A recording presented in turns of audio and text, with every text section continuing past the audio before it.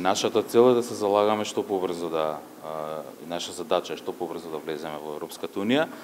Ние ги започнавме преговорите минатата година, тие во просек траат 4-5 години и така што тоа не е толку неостварливо ако работиме од двете страни. Секако добро е да бидеме оптимисти, но треба да бидеме и реални. Владата зацрта цел до 2030 да стане членка.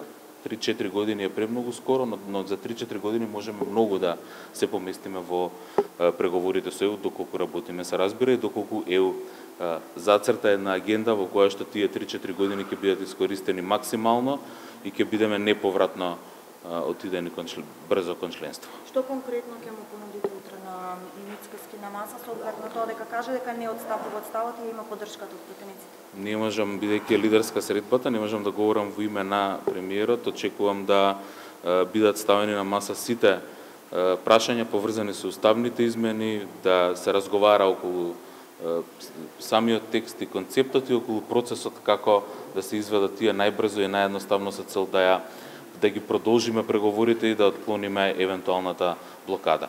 Мислам дека само диалогот е најдобро решение и пред да започне процедурата во собрание, логично е да седнат лидерите на најголемите политички партии да поразговараат. Владата ќе биде конструктивна и секогаш била конструктивна. Мислам дека она што е многу важно е опозицијата да ја свати својата одговорност и својот дел од одговорноста во носењето на овие одлуки. Ја пропуштија таа шанса за НАТО и за Преспанскиот договор. Не треба, еве им се дава прилика да не ја пропуштат и овој пат, со тоа што овој пат текстот на измените, содржината на измените е далеку да речеме со помала тежина или со помала предизвикува многу помали проблеми во однос на тоа што било претходно. Ако претходно и можевме да имаме разбирање, иако и тогаш ние направивме еден договор во кој што јасно се штити македонскиот идентитет и македонскиот јазик и се допрецизира името на државата со географска одредница, сега на вистина не гледаме никаква причина зошто не би требало во нашиот устав да бидат дополнети уште неколку заедници кои што се и онака граѓани кои што живеат кај нас и на пописот се изјасниле така како што се изјасниле. Иако тие се децидни дека нема да прифатат уставни измени, сметате ли дека на тој начин дефинитивно ќе се испушти шансата? Доколку не ги направиме уставните измени, шансата дефинитивно ќе биде испуштена. Има едно чувство кај дел од опозицијата дека не е битно кога ќе бидат измените, дека може да се направат и по 3 години и по 4 години. Мислам дека е тоа едноставно губење време кое што не можеме да го вратиме и кое што може да предизвика уште 10 години да останеме во чекалната.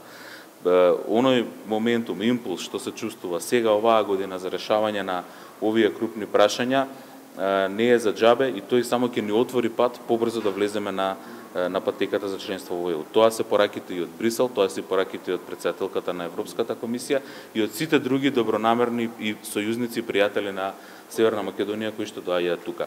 Затоа реков, одговорноста на опозицијата е голема и не може да се избегне. Знам дека би сакале највеќе некој друг да ги реши проблемите за нив, но дел од нив ќе мора да учествуваат во оваа одлука и јас верувам дека ќе дојдеме до таа точка и дека нема да пропуштиме шансата. Како коментирате понудата вчера на Мицкоски за обединување на македонците да се разгласти ДУИ како еден начин да се стигне до уставното?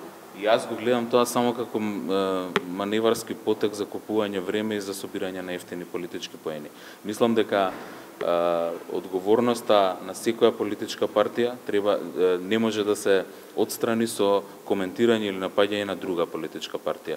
Време е и Мицковски и сите од ВМРО ДПМН да се соочат со тоа дека имаме шанса да донесеме одлука заедно, одлука за која што никој нема да биде обвинуван, бидејќи веќе ниту го нарушува концептот на нашиот устав, ниту на нашата држава, ниту го допира македонскиот идентитет.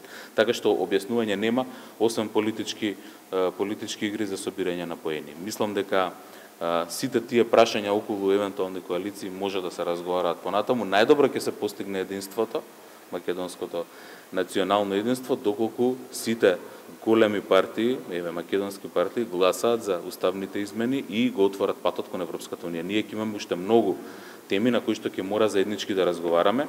Единството, она што треба да не обединува, е желбата што побрзо да ја оствариме определбата за членство во ЕУ, затоа што само така ќе направиме нешто добро за нашите граѓани.